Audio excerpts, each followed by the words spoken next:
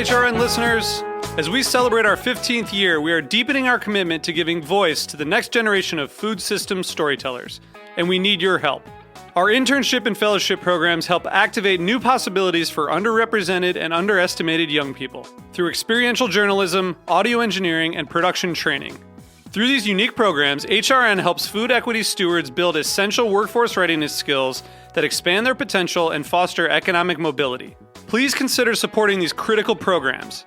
And with a minimum donation, you can be entered to win a dinner for two at an amazing restaurant in one of 8 cities and tickets to a concert at a great venue in one of those cities. We have incredible partners across the country who have donated, as they also share our passion for helping to educate the next generation of food systems storytellers. Check out heritageradionetwork.org/15 to donate and enter to win today. That's heritageradionetwork.org/15 to donate and enter to win today. And make sure you donate before March 31st. Thank you. This piece was brought to you by Roberta's, robertaspizza.com.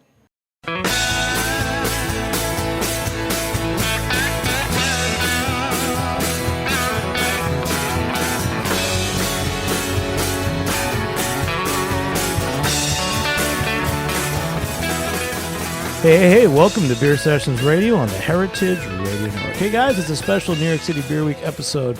We are hanging out at the Gate in Brooklyn, one of the better beer bars and old school beer bars one of the first, in Brooklyn. Jimmy. My good buddy Sean McCain is How's it going, man? Curator of beer, bro. Tell us about this night. We got this was arranged original by OG by Pat Fondiller. He happened to have an idea of bringing 2 amazing breweries from Troy, New York, down. Rare Form from Troy, and then Mike Schatzel's Thin Man from Buffalo. Then he wanted to bring in these different beer bar owners, like Dave over here from the Ruck, and what's going on, guys? James from Bronx Alehouse. Nice to see you guys. And it spiraled. Then they invited me, and then 3 hours ago I found out I was going to be your co-host. You're awesome. And also we got hello. That's Kevin. Kevin from Rare Form Brewing. So we got, this is a pretty cool show for me because so many of us have been together a long time, beer reps, bar owners, and done a lot of things in the craft beer community. We were there before the New York City Beer Week. We were there doing good Brazil bar stuff. So we're just we'll chat a little bit. I think we're going to start with Dave and Kevin from Troy because you're kind of the reason why the event was put together tonight. So why don't you, Dave, just give us a little backstory about you and the Ruck, because that's another one of those great beer bars in New York State that you always heard about. And I've only been to Troy once, but I'm going there July 20th for the burning farming man up in Altamont. Yeah. Well, we look forward to seeing you in Troy when you get up there in July. The Ruck is a work in progress. It's been around for 21 years. It opened up its doors in January of 1998. Just a college bar / local hangout. And I worked there the day it opened, and I had the good fortune of working my way up the ladder. And in 2004, I was able to take over the reins and start pushing on some things to be progressive. And the first thing we recognized was beer selection. So craft beer was definitely our conduit to grow and sustain. It still is. I mean, you have always had the best selection in the capital region, as far as I'm concerned. And the Ruck, talk to us about that. I mean, I know you're a huge rugby guy, right? That I am. So it was called the Ruck before you were involved with it? Yeah, so the original owners of the Ruck were rugby teammates from Siena College over across the Hudson River in Loudonville, New York. So you knew them? Yes. Right on. My boss was my rugby coach at RPI when I attended Rensselaer back in the late 90s. So long story short, I didn't really move forward in my RPI career, but I did move forward in my Ruck career. Yeah, you did, man. I'll tell you what, and we thank you for that. And then this is a lot of smart guys in this industry. I always love the guys that, RPI is what? Rensselaer Polytechnic Institute. One of the best engineering schools in America. Right up there with MIT. So this guy was a brain. To me, it's like the Jack Kerouacs of the world. Always do well, Jack Kerouac, who's from my neck of the woods, Lowell, Massachusetts.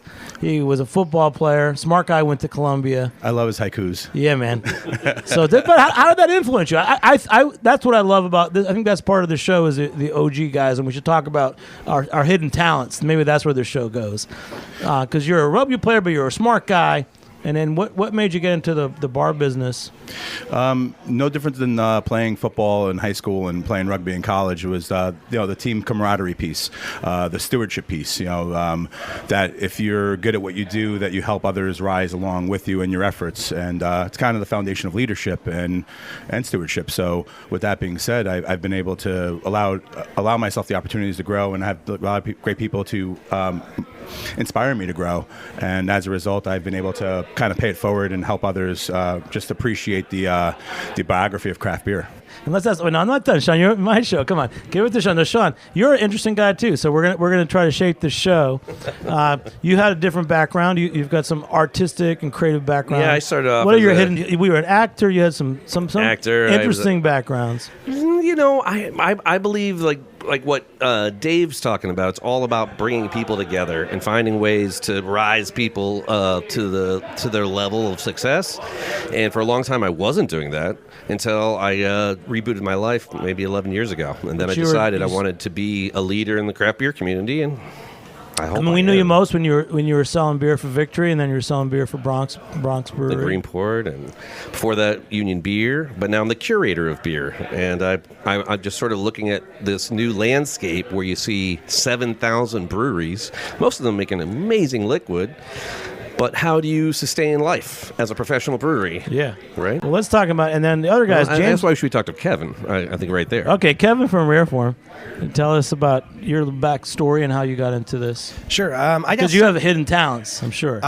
Yeah, maybe. I don't know. Well, search for them. They might be really hidden. But I got into it when I was actually in high school. I went to visit my brothers in college. And he wanted me to go to see what a college course was like, and I picked a chemistry course. Went to it, and this is in Colorado. The professor came down, and he had his backpack and his coffee, and started talking about this process. We're going to be going through this process today, and he would take out his backpack. He would take like a book and put this, like this book equals this coffee equals this, and he kind of worked his way down and would take stuff off the table and put it back on the table. At the very end, he took his backpack down and he pulled a beer out of the table and he put it on the table and said, "We just made beer today." And I was like, "Holy, what? Like, we can actually make beer? I don't have to find someone to buy it for me." So I was a junior in high school and started brewing that time, and that was in the 90s. And been kind of brewing since then. Fell in love with it right then. Started bartending in craft beer bars in Colorado, and then moved to Seattle. Lived in Seattle for years doing it, and then moved over here, and we opened up in 2014 in Troy. Is one of your beers here today? Do we get a Rare Form? Yeah, we have a Schwartz beer here that's brewed with smoked raisins, some rye, some caraway, and also Urfa Biber chili. So an Urfa Biber chili is a chili that brings out this fruit characteristic, enhances some of the raisin notes to it, but doesn't bring in any heat or anything along those lines. I mean, there's a really nice complexity to this. I mean, everything that you just said, I don't taste, which is great, because that's all about the recipe and everything coming together. Yeah, I think one of the things about it too, I think when you're having those flavors and one of those things is, I don't like when you have a beer that's so overpowering that it just is one thing and that's it. It should reach out and extend through that and have a complexity to it that everything has nice subtleties to it. No, one thing that's interesting, my buddy Ben Keene, the editor at Beer Advocate, he's out in Pacific Northwest tweeting about his favorite smoked beers, and a lot of people are talking about smoked beers, and Three's made a really good one recently, Short Fuse, which was like a smoked pale ale or something. Yep. Yeah, with this smoked, we wanted to stay away from actually smoked grain, and so the only thing that's smoked is the raisins on cherry wood. Yeah, and James, let's just talk about smoked beers now. I mean, do you carry any smoked beers at the Bronx Alehouse? I mean, smoked beers have been kind of popular with maybe us beer geeks for a while. Those of us that know like the original smoked beers like Schlenkler or something, but they're really making a comeback in the bars with, maybe more lightly smoked than Schlenkler or using smoked ingredients like the guys at Rare Form are using. But they're definitely kind of, getting some traction again now. Yeah, and then Dave, so in Troy, I mean, pretty much is the beer scene the same as New York and the East Coast? I mean, terms of like what people are ordering? Are people ordering smoked beers? What's really amazing about the Troy populace is that we're a very small city of 50,000 people, but the palate is incredibly eclectic. We really try to be as savvy with the styles of beer, and we try to represent as many styles of beer as possible. And now that it's wintertime, a lot more smoked beers and malt-forward beers and big decadent beers come out, and people really enjoy them this time of year. Is it true? I mean, I know you brought a friend here. I can't say his name because he works for the state. But if you work for the state, don't you start getting out early at like 3 o'clock and start going drinking? Is that what you guys do? You can't say anything on the air, but He's saying absolutely. So in Troy, your core is all the state employees that get off early and drink. State, county, the local municipality. It's kind of our cheers. You'll see a construction worker next to a lawyer, next to a state worker, and next to a professor from one of the universities.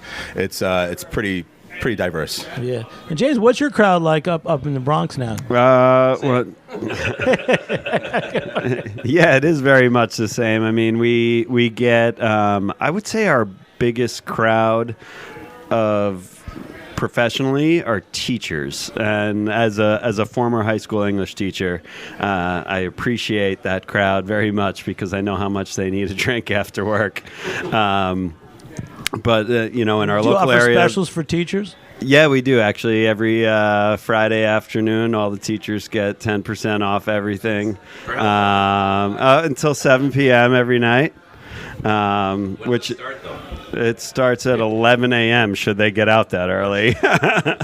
If they get out for lunch, they can have a beer, but I won't tell their parents, the parents of the school. But yeah, that's our biggest single profession there. We're right next to Manhattan College where we are, so we have a lot of that crowd. So it's a really eclectic crowd of the neighborhood people, which is such a mix of the old Irish, the younger, mostly Latino population of the neighborhood, the college that's right next door, all of the people that visit Van Cortlandt Park. So, it's a great eclectic mix, and something that when I first started out in craft beer, it wasn't a very mixed crowd, and bringing this scene up to the Bronx has been kind of really cool to see more and more people of all kinds get involved in craft beer. That's great. Another great beer bar guy who's now also got a hand in a brewery, Patrick Donagher. Hello, Jimmy. And how are you, mate? I'm doing good. Let's talk. I want to think about the old days. You were behind the Rattle and Hum, which was a good beer seal bar, and you've got quite a few really great beer bars right now. I actually started at down in Brooklyn here. Cherry Tree. But that was the days I used to drink in the Old Blind Tiger, and I was bartender in the city, clubs and this and that and whatever, and I fell into the Tiger one time, and a few weeks later I ended up here at the gate, met Pat bartending. And now we're done a full circle, and look at it. And what turned you on to craft beer? Taste. Simply taste. So you knew it back then? Because back then the Irish bars didn't really serve craft beer, did they? I didn't drink in Irish bars. No, you didn't. I immigrated to America, Jimmy. I didn't need to go to another Irish bar. Been there, done that, grew up in one. Don't let the accent fool you. Wait, now, Sean, Sean, give us your take on Patrick Donagher. Because hell no. We're going to take a pass on this one, Jimmy. We're going to plead the fifth. As Sean's attorney, I would advise myself to get in the car and drive very fast. No, my take on Patrick Donagher is he's a pioneer for the New York City craft beer scene. He was not only an early adopter, but he was a frickin' influencer. He made a lot of change. He made a lot of waves, and that's not a 20, is it? Because I only take 50s.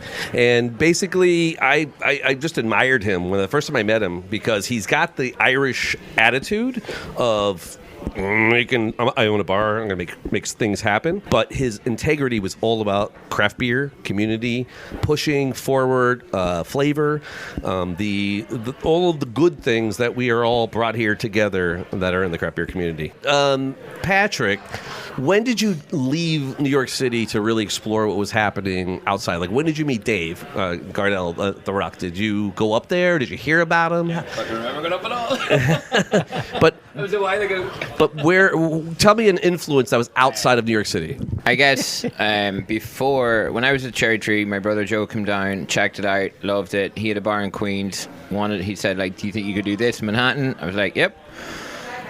When the wheels started turning then, I would head down. I started traveling. I would Dogfish Head, Scar City later on. I would go out to Stone.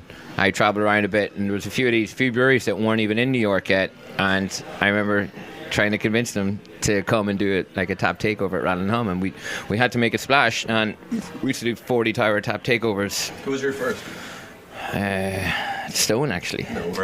No, all right, we done Victory first, then we done Stone, because I remember being at Stone and with myself, Danny Lanigan, and Greg Cook, and we were at his apartment, we were talking about this tour, tap tower takeover tour, and of New York, and we were like trying to push to get it at Rattle & Hum right away, and then all of a sudden 6 months later it blew up, and I think he done it all across the country. So, and then Sierra Nevada, all the big guys, and back then it was crazy, like it was insane to get 40 beers from Sierra Nevada. Sean, you're onto something. These are great questions because Pat, you really did make a splash with Rattle & Hum, and I don't know if anybody in this room wants to give credit to what Pat Donagher has done. No. Sorry. I'll be the first one to throw bouquets. Being in Troy, New York, and being in the capital region, long story short, guys like him and David Broderick and Mike Schatzel, the people that I looked up to and wanted to be in the same sentence or the same room with these guys back in the day, and here we are right now. So what a treat. We just went around like begging. It was like, we love your beer. Can we bring your beer to New York City? It was fun back then. Like Dave Broderick, for one thing, legend in my eyes. I wanted to do what he was doing at the Tiger back then, and I was, it was really hard because nobody wanted to spend $5-6 on a beer, And now you look at it, it's like, you're buying $260 kegs of Blink 9. It's like, this is crazy how it grew so much, but six does. But now you see, like Dave Broderick to me I looked up to him and Ray Dieter and yourself, and it was like, these are the guys that, were leading the path and they were onto something, and I remember just coming into the bar and like trying this beer. And then trying this beer, we're like, holy shit, I was drinking shit for the last 10 years. But, it was like, and it just got my attention. And I really wanted to do Pat, something. And you picked up on things, even like, especially imports and Shelton Brothers stuff. And I felt like once you opened Jeffrey and Fool's Gold. It was almost like you could corner the market. Somehow you had everyone. You got to get it to Patrick first. Something popped up on Facebook the other day with a memories thing. We had like 6 Cantillons on tap at Rattle & Hum. Nobody came out for it. Me, Mary Isaac, Chris Kuzme drank all of them. We were bringing growlers home. We were like trying to get these cultures because Kuzme taught me how to brew, and it's like we were trying to do different things with this beer because we couldn't let it go to waste, and nobody understood the importance of this beer. 2 years later, it was Swansea Day, and people are lining up around the block. I was like, man, I just wasted a lot of beer. Let's talk about it. Let's talk about some things. Like I was the same thing. We got our first keg of Cantillon Goose. I remember it sitting set for 3 weeks, and no one would buy it. And that was about 2006. And then a few years later, I couldn't even get one. And if I got one, it would sell in like 2 hours. Yeah, I remember. Even now, I'm still like, I used to joke with BR and Bob. I was like, remember the days I used to get the pick of whatever I wanted because nobody else knew what it was. And I was like, so I'm glad. But the Shelton Brothers, don't forget, they still make sure I get one. Because when you were there from the very beginning, and you always take it, I never go hunting it. It was like, they know to put one down for us, and they know it has to spread around. And I was just over in Belgium, well, I don't know what time it was. I go over every year, but Sean took me around and showed me his new expansion. I'm like, more Cantillon for New York. I was like, I'll take that one. I'll take that one. I'll take that one. But it's it's people are stepping up to the demand, and it's getting the word is spread, which is phenomenal. It's like this time 10 years ago, 15 years ago. The bars were empty. We were trying to get people in to drink this beer, and now it's just crazy good, and we're still a very small share of the market space in New York City. It's like now with my own brand, Alewife, we're still being challenged going into these bars trying to sell on craft beer and still trying to get them to take a local product, without kind of stealing other people's taps, but taking the big guys' taps. It's like we don't mess around. Well, let's jump ahead. Pat, because you got your hands in everything. What are some of the new, since we all can't get Canty on when we want it, I feel like you got to focus on the new small breweries. So what are some that you really go crazy for, and including the guys that are in this room? Example, last year I went to the BXL Beer Fest in Brussels, and I've gone 2 years now, and it's been just amazing. And these small young brewers are just taking a shot, and they're like from Rome and Italy. There's so many great. I can't remember any of the names, of course, but there's going to be a lot of good beer coming over here very soon. Like you follow, like the Shelton brothers are some of the best tastes in the planet. And they do just bring in the best beer. So I would just keep a sharp eye on those guys and see what they're bringing in. But if you want to talk American, like, where do you go? You go any town, there's going to be some magic coming out of that town. Like, I have my eye on a few, and I'm waiting for them to come to New York. And, you know, there's so many bars. Like, you go to As Is or anything like that in the West Side, or Haymaker and French bars like this, they know. They do what I used to do by going to these. Like, I used to go up to Hill Farmstead and meet Dave Roger go up there. And he told me to go up there one time. And went up and met Sean and started tasting beer. And we were bootlegging his beers back to New York before they came to New York. And it was like, they were the small brewery back then. There's always small breweries to go and pick. And they have such good integrity. They're not interested in growing fast. They just want to, you know, they want to please their admirers. You know, they want to try to get their beers into different markets slowly. But great. And Sean, you just poured us a beer. Well, first let's recap. So we had the Rare Form. What was that? A smoked beer. We had it was a Raison Schwarzbier from Bamberg influenced black lager. Then we had this Thin Man, which we didn't talk about at all. This delicious. Tart ale, sour ale. Yeah, but delicious. Now Patrick came in and just blasted my mind with Alien Technology, which is a 10% stout. I don't know anything more about it other than I want it all the time, except not tonight. Because I would not it's guess that was 10%, though. That tastes so it's a good beer easy. for the end of the night because it's steady. Yeah, it is. So we've got Alewife, and I think if you look at our posts, Aaliyah will have the actual beers that we're drinking in rare form. So let's talk to Kevin. So Kevin, you know, you're brewing in Troy. You know, some of the influences we've been talking about, things that Pat said. Give us your take on things, you know, and you can ask and talk with Dave Gardell here too. So, sure. You know, for us it was interesting because I came from growing up in Colorado and working at craft beer bars there. That, you know, when we would have Tuesdays and Thursdays at the beer bar I used to work at, you know, we'd have 40 beers online. Majority of it was all Colorado beer, and this is late 1990s. On Tuesday and Thursday, you would be able to get $2 liters of any Colorado beer. It was crazy. So from that, and then moving to Seattle, and then coming over here from Seattle, we actually didn't think that we were going to open our brewery in Seattle. We came over here for my wife's grad school, and then we're going to be heading back to Seattle. We thought we'd open the brewery out there, and then kind of fell in love with the East Coast and decided to do it in Troy. So when we came into it, one, we didn't know anybody in this area, but we were also coming from a different perspective of what the beer culture was on the West Coast, in Seattle area, Portland area, and then also from Colorado. So it was kind of a little bit a shake-up and a wake-up call in a way of just being like, we have these other ideas. What years were you in Seattle and Portland during that time? Because that's a very pivotal time. For us, when we left there in 2009, moved there in 2004, 2003, left there in 2009 to come out here. So when we were there was only a handful of breweries. I knew everyone that was there at the time. They were starting to do, that's actually when they were starting to put in little storage units. They're opening storage units, and the storage unit people were shutting them down, and everyone had to find spaces at the same time. So it was kind of crazy at the moment, and that's when we left. But you know, it was interesting to come from there and that approach and then coming in and trying to absorb as much of the East Coast as we could. Yeah, and then Dave, you know, you're up there in Troy. You're buying beer. You're interacting with a lot of brewers and stuff. Between Patrick and Kevin, why don't you ask a couple questions of these guys? That, you know, what's going on for them as brewers, or let's say you're buying their beer, you want to ask a question. Let's get a real rich OG beer bar question. When you're a beer bar guy, you've got all these people coming to you now. It used to be the new beer of the week, and now it's like there's thousands of breweries. How do you deal with it? Back then it was all about the story, and I still feel that's very relevant, and I think it's very necessary. I think it's mission critical for craft beer to continue to sustain and grow.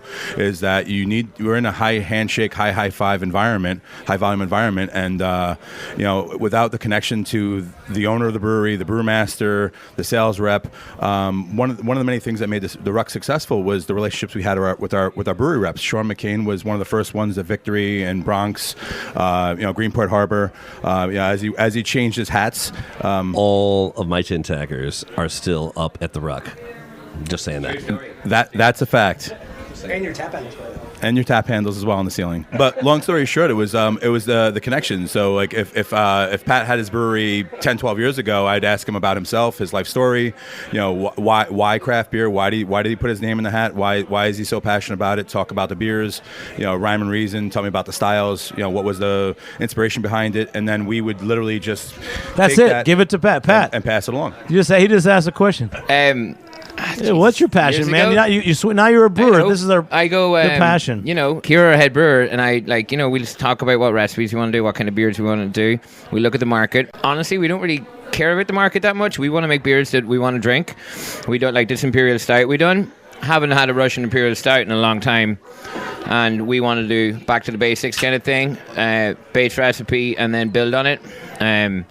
We done it with our IPA when we come out. We went malt heavy on a lot of things, and then we said we just wanted to aim for balance. And with the market now, just wants. I'll say, guys, this the end of beer week. You're getting cut off. The end of beer week. It's kind of nice to have a Russian Imperial Stout, isn't it? It kind of cuts through. Yeah, well, I mean, I would say one thing as a buyer owning a bar and buying the beers there. One thing the market is very saturated with now is the hazy IPA that everybody loves, including myself, but everybody's making. So sometimes a brewery that differentiates itself by doing something different, making a new Imperial Stout that is a little out of the box, and the box is Northeast IPA, New England IPA, whatever you want to call it, is really refreshing. So a Schwarzbier and an Imperial Stout really kind of like hits the mark right now, I always felt that way. For you guys, especially when you're in the business, it's like, you get a long night. You might start with the pills. You go to an IPA. I always love these other styles. I love going with a Belgian triple, and I would drink a Russian Imperial Stout at the end of the night. But you always need, I feel like you need the full range of beers. I don't know if anyone wants to join in on, the progression of beers is kind of important. I think beer is a culture like wine, and I'm sure that you guys have a sense of progression. Listen, yeah, I'll take that one. Go for it. If you want to start the night off right, you need something that's going to be a party starter. Oh, wow, geez. Apparently that Imperial Stout was a little higher in alcohol than I thought. But what you were just saying about a Belgian triple, I want a Belgian triple at the beginning of the night. At the end of the night, that is a night ruiner, right? Because it's 9 to 11% alcohol. It's got all that candied sugar that's just going right through me. So we got Bobby. Bobby's coming up. Bobby Gagnon from the gate. Chaotic today. Patrick Fondiller, I call you the French Canadian from New England, but why don't you introduce the owner of the gate for us? This was most people probably know who I am. I worked here for a very long time, 12 years actually, and Bobby's one of my very best friends, and he's the proprietor of this fine establishment, and we're going to bring him in and talk to him about the place. I love this place. Thank you. And Bobby, we did in a show here a couple years ago with the owners of Green Flash. That's right. And we didn't get to you for that one, so I'm feeling lucky. I think I was out of town. You always host the best things, and I saw your draft list. We got a nice little booth here. I've never seen this many people in this room. And I saw your draft list, and I'm always really impressed with this place. I mean, James here from Bronx Alehouse, we were saying just how great this is it's a prototype beer bar, right, guys? It's like perfect. It's like the bar's nice. There's little nooks to go sit in. There's an outdoor space. But today online, I saw your beer list, and I was like, wow, this is really why we have like a good beer seal and why we care about, this part of the industry, because you're doing it, man. You're doing it right. Thank you. Thank you. Thanks very much. I mean, for this place, it was always 1996, we took the spot, and it was beer focus. 24 draft lines, in what was then considered to be, experimental parks, the edge of Parks Club, and we haven't looked back. Great. Why don't you guys, let's those guys sitting here ask Bobby some questions, because I know, James, you've had the Bronx Alehouse for a while, and you know each other.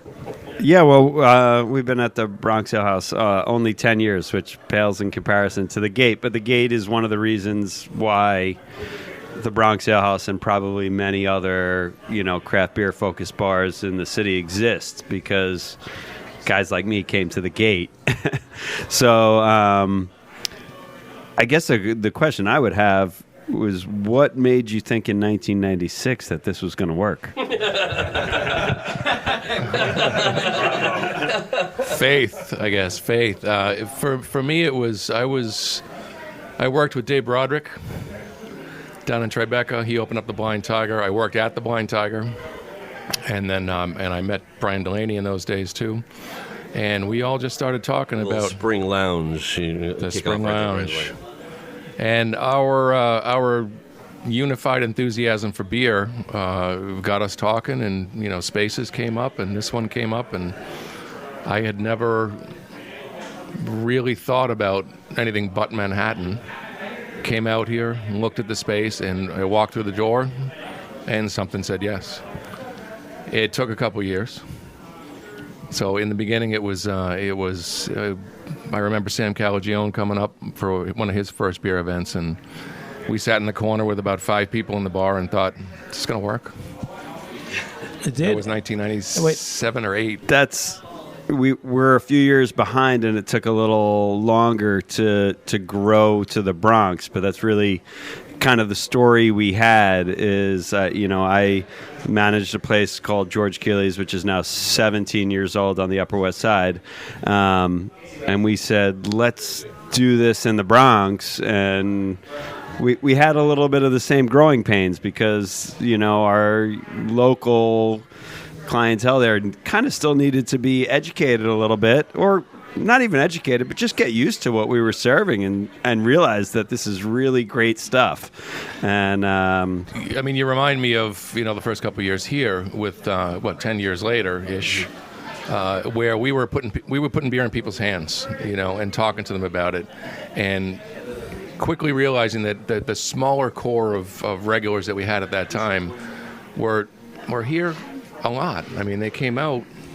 Now what do you got on? Now what do you got for me? I really like that last, and that was really where it started to generate. Yeah. And you get you build that enthusiasm across the counter, and look where we are now. Bobby, you know what? I came in here tonight at the Gate, and you have a couple customers here tonight that were here when you first opened. Yeah. Oh yeah. That's something special. Yeah. I mean, James, do you aspire to that you'll have the same regulars after 20 years that you did when you started? Yeah, and we do. Like, we're just about to hit our 10th anniversary, and we do have the same customers that were with us day one. Some of them were the so-called craft beer geeks, and some of them are those people that just saw a nice looking bar and wanted to come in, and we kind of handed them a beer that we said, "Oh, you're drinking this? Well, drink this instead." And they really took to it, and it's taken off. And now we've hosted some of their weddings and funerals, a little everything. But we've really built a community, and that's what all of us are here in this tiny little dart room about, is the communities we've built between the brewers and the bar owners and the distributors with this craft beer thing over 20 years or so now. So Bobby, you said we're up in this little real quick. I think that when you say the word community, that really is where this was always intended to be a local neighborhood establishment, and then the craft beer community met the actual community, and it's burgeoning, that enthusiasm, and it's what we do in this business. We're in the service industry. We're about the people around us, the people who walk through the door. Well, Bobby, it's like you've really stepped up the game, and I still love the beer bar guys, and I know we're all talking about breweries and stuff, but to me it's always like the good beer bar is a temple of beer. It's kind of like a good restaurant or a good place. Ultimately, you're about serving the customer, and you're evolving. You're evolving with tastes, but you're also the taste makers too. Yep. I mean, is there anything like the list you have today? Let's just go through the list. What are some of the beers that you like on this list today? Because it's fun to talk about it, and it's a pretty great list, isn't it, James? A lot of the list is I have not tried yet. I mean, a lot of the stuff is first time here. You know, I mean, the brewery we know, the breweries we know, but the beers themselves, I'll let you know in a couple hours. You know. Well, you had Rare Form, you had Thin Man, you got Alewife. Yep, and we always try to run the spectrum. That's kind of what we all do. Is you try to keep everything out there. Yeah.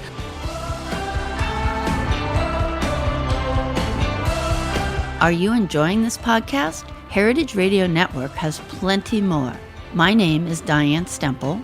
And I'm Elena Santagade, and we're the hosts of Cutting the Curd here on Heritage Radio Network. Featuring interviews with makers and mongers and everybody in between, this show is a downright funky look at the world of artisan cheese. You can find Cutting the Curd wherever you listen to podcasts and on heritageradionetwork.org. My name is Brandon Boyd, co-owner of Roberta's, a super duper awesome place. Roberta's is a very, very, very, very proud sponsor of the Heritage Radio Network. We're also super awesome. Thank you, Heritage. We've got another guest here. Who is this and what's your name? This is Alan Rice from City Swiggers Beer Shop. So again, another place, a good beer seal place, some of the best selection in the city. We've been talking a little bit about Beer Week and the OG beer bars and stuff. Give us your take on it, because you've been there since the beginning. Tell us how you got started. Did you have some hidden talent that brought you to the business? I think that's what we're on right now. My hidden talent was hanging out at places like the Gates and the Blind Tiger and DBA, and meeting a lot of people back then. And when I got tired of a regular job, my hobby was beer, so I opened a beer shop we ended up on East 86th Street because there's nothing there. Well, tell me, so when City Swiggers opened, I mean, again, was it a leap of faith for you, or you kind of knew that, that neighborhood really needed something, what you were doing? Both. Yeah. But we looked all around, and it just turned out to be the spot, and I'm glad we ended up there. So in the room tonight, there's going to be a great party here. I mean, just mention some of the guys and establishments that are here that you know. Well, I just walked in and got thrown right over here, so I got to warm up a little bit. Sean McCain's going to say something here. I know both you get warmed up. First of all. First of all, Alan Rice, I met Alan Rice. You were a Blind Tiger regular for a very long time, and then you made the decision with you and your wife to open up City Swiggers. It was a big change for you. It was not. What did you do before you did City Swiggers? I was day trading stocks. Before that, I was doing rules and regulations for Wall Street type places. Right. So when I met you, I was working for Victory, and you were just wanting to drink beer and talk about. We were hanging out. We were just talking about beer, enjoying it, and then you made a decision, a very big one, to up the game and bring to the Upper East Side a really great craft beer takeaway place, which wasn't done before because it was a blended. It was the blended license, right? So you could drink there, and you could also take it away. Nobody was doing that. You were the first. The first, other than rules. Well, the first up there, but yeah, I got to give credit to Beer Craft that was just a few blocks away from here, and also a shout out to Ray from DBA. He was someone I was talking to just before we opened. Unfortunately, that's about when he passed. Wow. Let's get these last guys in. So, new guys, you guys introduce yourselves, say where you're from, and so happy that you guys are here. I am Mariana Roof. I work at Copenhagen in Prospect Heights. We've only been open for about 4 years now, but still paying homage to the OG craft community. And here's this one over here. I'm Adam from Finback Brewery. Just stopping by the party. Nice. It's a great scene going on over here. It's been a fun week already. So So at Finback, you guys now you're one of your owners, Basil's the president of the New York City Brewers Guild. That is correct. How was the opening bash? Opening bash was amazing this year. A lot of great breweries, a lot of great beer. We had a great turnout, and it's just getting better every year. So let's give a shout out to the Gate. We're going to wrap up soon, but give a shout. You guys came. This is a great party.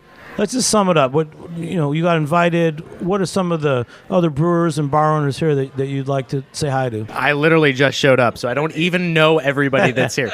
But everyone's leaving. But pretty much everybody in this New York community that's brewing great beer is doing a great job. Transmitter, KCBC, Folks Beer, Other Half, everybody. They're all doing great. See, that's a loyal New York City craft beer member right there. I love it. And then Alan. Now Alan's getting jazzed up. So, Alan Rice, this is the interview I wanted for like 5 years. Alan Rice, City Swiggers, one of the top beer shops in the Upper East Side of Manhattan. Well, we are a Finback bar. They're almost always on tap, and we grab the cans whenever we can. So. And one person I do want to give a shout out to is Dave Rodriguez, who is now with Five Boroughs. But when I first started, he was my Union Beer area rep, my route rep, and he helped convince me to go to the Upper East Side because he didn't want to have to go downtown to get samples.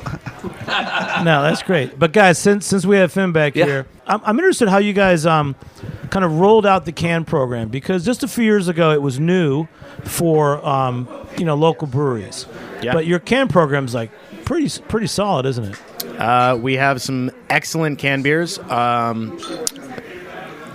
In terms of rolling out the can program, I mean, we basically we started off using Ironheart, and quickly realized that it was in our best interest to get our own canning line. So we about 2 years ago purchased our own Wild Goose canning line, and it's just been rolling ever since. I mean, we crank cans. I mean, we're packaging 2-3 new beers every week in cans and kegs. Now let's talk about the impact of cans. I mean, this is like a whole nother show, and we've done a lot of these.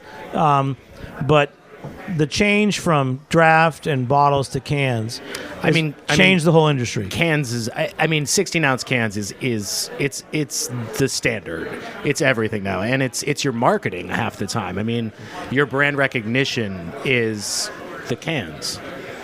Great, Alan. I want you to talk about, because you got a bottle shop, and The best thing about the cans was it killed the bomber. I always hated the pricing on bombers and 22-ounce bottles. 22-ounce bottles are great if you don't break up your 6-packs, but we always did. So, and now you look at them and it's like, okay, here's an IPA that's 4 weeks old from the West Coast. I don't want it because it's in a bomber.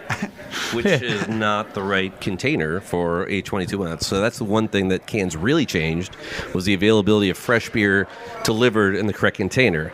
Now, however, we have been receiving currently and are drinking a bottle that is in a, 330 milliliter bottle? Tequila barrel aged. So this is a Finback variant. Yes, this is our BQE. First of all, Sean, this is an awesome beer. This This is an awesome beer. So we've done the BQE almost since our inception. It's one of our most popular beers. It sells out. There's lines at the brewery for it. But we usually do variations on it, a few different ones. Finally this year, so we did our normal 3 variations, which were this year a chestnut, the standard, and the salty caramel. But we were also able to finally source some tequila and mezcal barrels, which are tricky to get. For more than one reason, cost and sourcing. But we finally got 2 of each, and we put our BQE in mezcal barrels and tequila barrels, aged them out for close to a year, and got some delicious, delicious beer out of it. Let's talk about Copenhagen. You guys came on the map, and you made a really great. I mean, basically all the beer writers in New York City for a while, Josh Bernstein, Justin Kennedy, all live within walking distance of Copenhagen. So you got on the map fast, but you got a great little spot. So, yeah, we are going to turn 5 at the end of March, actually, and just saw Josh today. He's been covering some news stories, and he's also, burnt out, it's beer week. It's everyone's anniversaries. It's about to be everyone's anniversaries. There's too many beers. I'm losing my mind. My daughter's 5. What's going on? So... You, as from Finback, what do you love about shops like Copenhagen? Copenhagen specifically has an incredible vibe. It's like being home when you're there. The way the music is curated, the way that the place is set up, the beer selection is absolutely incredible, and they get better beer than a lot of other places. Like the buyers in places like Copenhagen, in places like City Swiggers, they know their beer. They know where they need to get their beer from. So years ago, all these old school guys, Dave Broderick, Ray Dieter, got together and we made up the Good Beer Seal. And this is exactly what it was about. So keep going, Copenhagen. So I actually has been going as a customer for about 3.5 years before I started working there. And the wonderful thing I loved about it, I grew up in service. My family owned bars and restaurants. I have never felt such a wonderful sense of community and joy than I have at Copenhagen. I have always felt accepted. It has been so much fun. I have always had a good time. If I've had a bad day at work, working like 14-hour bar shifts, I'll go by for a beer and just... It's just the neighborhood living room, honestly. And the beer menu is, it's curated. They care. They will tell you honestly, like, okay, like this beer got ordered at this time. It's been sitting on the shelf, but it's still good. Or like we're really excited. This beer is going to have a tap takeover in a week. You should come by. And it just feels like when you come back for a family party, it just feels like you're seeing all your friends. You're seeing your family. You're seeing your favorite cousins all over again. You're on our list, man. I tell you, and Alan's here too. I do love it. And yeah, it is one of the places, and I grew up like in and out of bars and restaurants. It is one of the only places I've worked at where I can go and hang out on my day off and not feel stressed out. We love breweries and we it. love that they have tasting rooms, but I still love the Good Beer Seal bars. Alan, tell us something that's unique about your place that's different than going to a brewery tap room. Well, all the breweries are at our place. We always have the local... So you're the ultimate tasting room. Yeah, because you can crack a can too, like you can at Copenhagen. Of course, you can go out in their backyard. We're not allowed to use ours, so... That's. But you're only saying negative things about your place. No. Come on. So the cans have been amazing. The local breweries. We've had to add an extra shelving unit and a whole nother cooler. They each hold about 25 cases of beer when they're packed. All local cans, or in the region, and mostly IPAs. It's made a huge difference in our business and the number of people who are into beer and new. They don't even know what a West Coast IPA is. They love the new style of IPA, and the local breweries are giving it to them. That's great, man. It's a nice balance, you know. We got great places like Copenhagen and City Swiggers to buy the beer, and other great breweries like Finback. Last thing, just one more time from Finback. Just again, what's this beer that we're drinking? This is the tequila barrel aged BQE. So we're drinking that. We had what was the Imperial Stout that we just had before? You mean from Alewife? We had the Alien Technology. Yeah, so it's as beer ends, like kind of like a progression on a good night. If you're having a good dinner or a night out, at some point we have to go to Imperial Stouts and stronger beers, also for our palates, right? I mean, at some point in the night, it's good to have a small pour of some Imperial Stout. All right, Sean McCain, you're going to wrap it up. Come on. Well, so this is specifically for Basil and Kevin, because I did a judgment at, it was either Union Hall or the Bell House for the Brooklyn Home Brewers thingy, where I still have a fez that I proudly don't wear all the time. But when I do proudly wear it. And they won. Kevin and Basil won for, I believe it was a Saison. It was a farmhouse style. And then it's when I first time. Great. They started out as I met them. Great home brewers, and they became brewers. But they've always been advocates within the New York City community. And the fact that Basil's now the president of the guild, and you guys are just doing so great, makes me so happy. So pleasure to meet you. You know, and that's what New York City Beer Week's all about. And then this has been a wild live show at the Gate in Brooklyn. This is New York City Beer Week 2019. Aaliyah's our new intern today helping us out.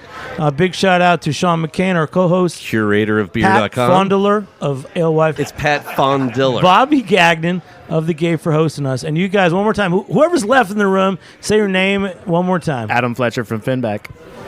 Mariana Roof Torres, Copenhagen. Alan Rice from City Swiggers. Guys, thanks for joining us here on Beer Sessions Radio on the Heritage Radio Network. This is a crazy long live show. It might be edited, it might not, but tune in and you'll be listening to this in 2019. All right, rock on. See you. Bye. Bye. Thanks for listening to Heritage Radio Network, food radio supported by you. For our freshest content and to learn more about our 10-year anniversary celebration happening all year long, subscribe to our newsletter. Enter your email at the bottom of our website, heritageradionetwork.org. Connect with us on Instagram and Twitter at heritage_radio. You can also find us at facebook.com/Heritage Radio Network. Heritage Radio Network is a nonprofit organization driving conversations to make the world a better, fairer, more delicious place. And we couldn't do it without support from listeners like you. Want to be a part of the food world's most innovative community? Subscribe to the shows you like, tell your friends, and please join the HRN family by becoming a member. Just click on the beating heart at the top right of our homepage. Thanks for listening.